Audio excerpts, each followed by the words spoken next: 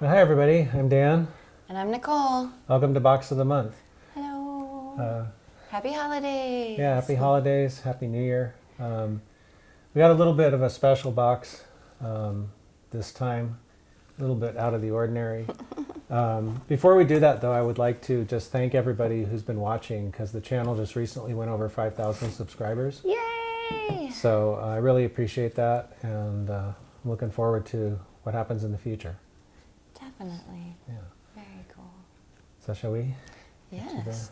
I have this yellow sunset model box here Okay. that we're going to start off with.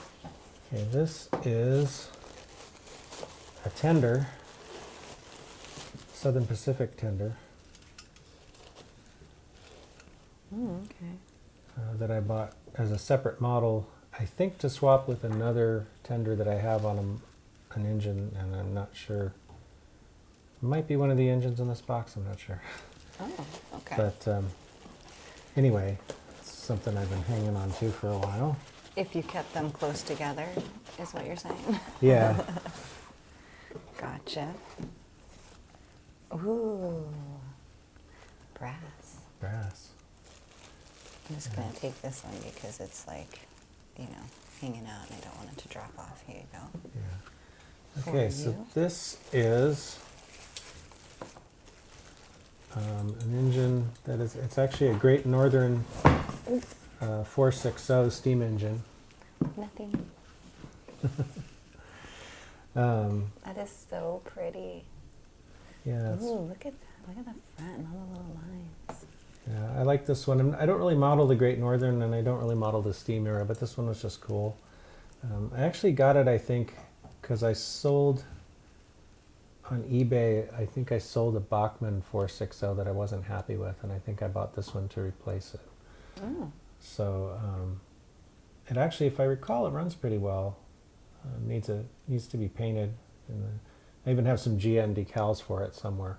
So, Nice. but It's very pretty.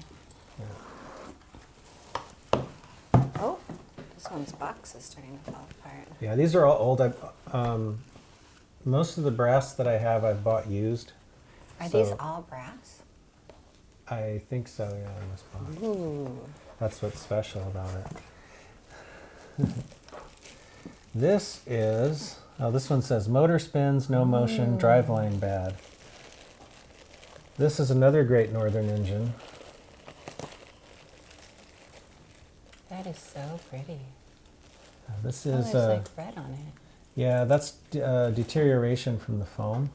Oh, okay. Oh, yeah. I guess the foam is red, huh? Yeah, so this is a 282, one of the GN's 08 class, I think.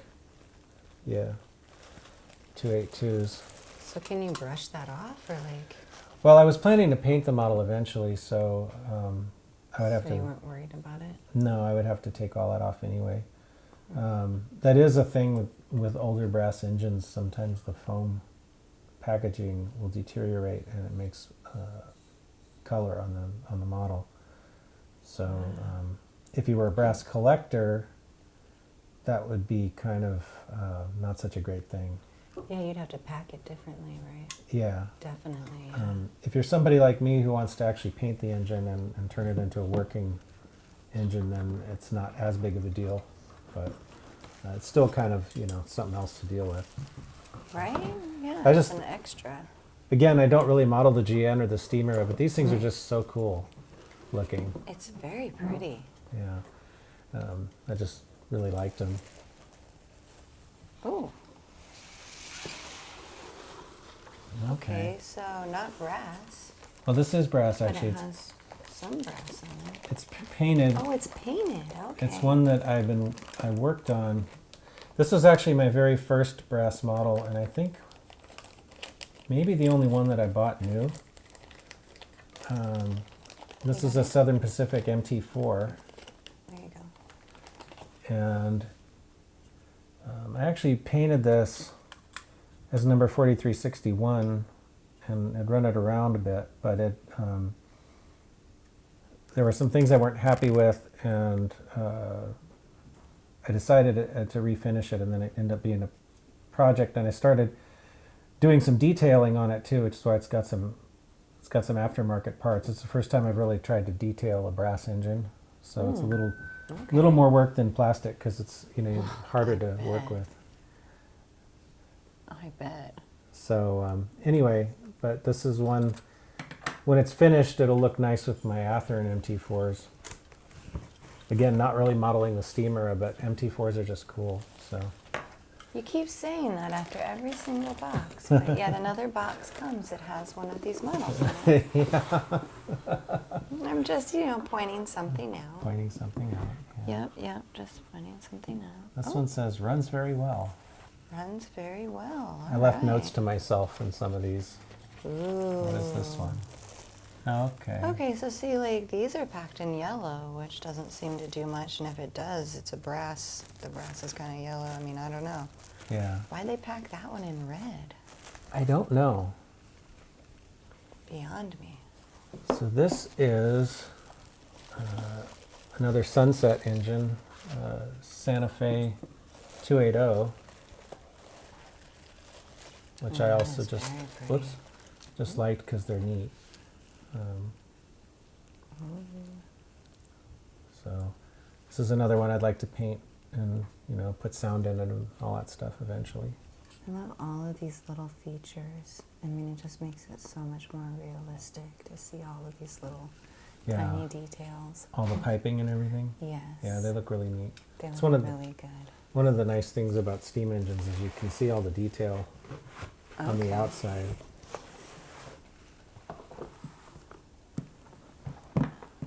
And here we go for this. Oh, this one's got black on it. Okay. And this is another Sunset model. Black and red. Nice. This one is painted. This one has a Southern Pacific 260, and it's a really nice looking engine, and I think I put a Loxsound decoder in it. So it's already got DCC and sound, and I redid all the lights. The main issue with this one is that it won't pull itself. Excuse me? It has actually such bad traction that it won't even pull its tender. Oh, my. So I don't know if the tender, there's a lot of rolling resistance in the tender wheels, so maybe I need to do something about that. There's no traction tires on the engine, which is both a good and a bad thing. So I might need to either figure out how to add weight to this or make this more free rolling or both. But right now, if you put it on the track, it just spins its wheels. Oh my. So that is definitely not good. Yeah. That's not what you want, for sure. No, that is not what we want. All right, there's one more box. There's not that many trains that fit in there when the train boxes are this big. Yeah. Well, that belonged with that last one. Okay. Yeah. Runs well, it says. Oh, another runs well. All right. Okay, that's good. It seems like the St. Jude ones are runs well, so maybe you're like, those are these my ones were good. My mom's note paper. Yes. From ages ago. Yeah, I think a lot of us have these St. Jude papers. You get them when you donate to them. Okay, this is a Southern Pacific 460, so a little bit different looking than the Great Northern 460 we saw a few minutes ago. This one, I think this might be the engine I bought that tender for. Oh, okay. For that other one that you were talking about earlier, the first one. Yeah. That one. Yeah. But again, pretty neat looking model. So out of any of these trains, any of them fit your layout scheme? Not really. No, okay. But so where are we going to run them at? On the layout. Okay. I mean, I'll just, I'm not that worried about. Are we going to put another HO track somewhere in the house or something? Or like, are we going to do the ceiling track? Or Well, I'd like to eventually, yeah. will that be HO? Well, maybe Probably. we can find some other places to run them in too. Yeah. Yeah, I think That'd these would be be cool. really, really neat when they're all, put together. Yeah. But like, so you buy it as a brass, and it looks like super cool, right? Like this looks really cool, just like this, as a brass. But then you paint them. Yeah. And you cover all of this brass. Right. So why do you get the brass? Usually people buy brass because they make models in brass that you can't get in plastic. Oh, really? Yeah, something about, now I don't know if it's still true because these are all old. Used to be if you wanted to get the really authentic models that were actually detailed and of a specific railroad's engine, you had to buy brass because they weren't available really for the most part in plastic. Most of the plastic trains back then were kind of generic. Okay. That's changed somewhat. And I think in the old days anyway, the economics, I guess, of doing smaller runs worked better for brass because, you know, if they're only modeling one railroad's engine, they know only people who are into that railroad are going to buy it. Okay. So they don't want to, you know, spend the money on the plastic tooling and everything where they have to sell, you know, 100,000 of them in order to break even or something. I don't know. I don't know what the numbers are, but it's something like that in terms of making it economically feasible. But like I said, I don't know if that's still true in the modern day. I know most of the new brass you see coming out these days is very expensive, so I don't know if it's gone up or what. But well, I mean, these days everything's very expensive. yeah. Seems like pandemic is the perfect time to turn the twister on. Yeah. Really gouge it in there. Right. And everybody's hurting. It's just the way it is. But anyway. So, well, that is a very cool box of all very sparkly, shiny things. Yeah. That are super heavy. That was super heavy. I had to put it back down because my hand was getting a little tired, to be honest. This one actually is really heavy. Pretty hefty, this one. I don't know. It must have a good weight in it because it... Oh, really? It has a weight in it? A lot of times they have a lead weight in the boiler. Okay. So, you know, that helps them to pull things. So hopefully this one is a better puller. I think, well, it runs at least, it'll pull itself, I know that because I've test run it, but I don't think I've actually tried to pull a train with it, so.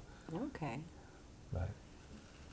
I mean, we do have an HO scale track back here right now. We do. I'm just saying.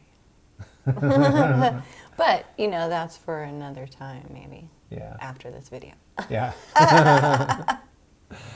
So anyway, I guess that's about it. That was some of my, this is, I guess, most of my brass engines. I don't have, I might have a couple more, but I don't think, there's not really a lot, you know, sitting around. That's a cool little collection, though. Yeah. So, a little different than the usual box cars or whatever we normally look at. Right. Well, that's what a holiday special is for. Right. Something a little different. Something a little different. Right. So I guess that'll do it for this time. Yeah. And wish everybody Merry Christmas, Happy Holidays, Happy New Year. Yeah, all of the holidays. Yeah. You guys have very safe, happy holidays. Hope you get to spend some time with your family. Yeah, for sure. All right. Bye, See guys. ya. Bye. Thanks for watching.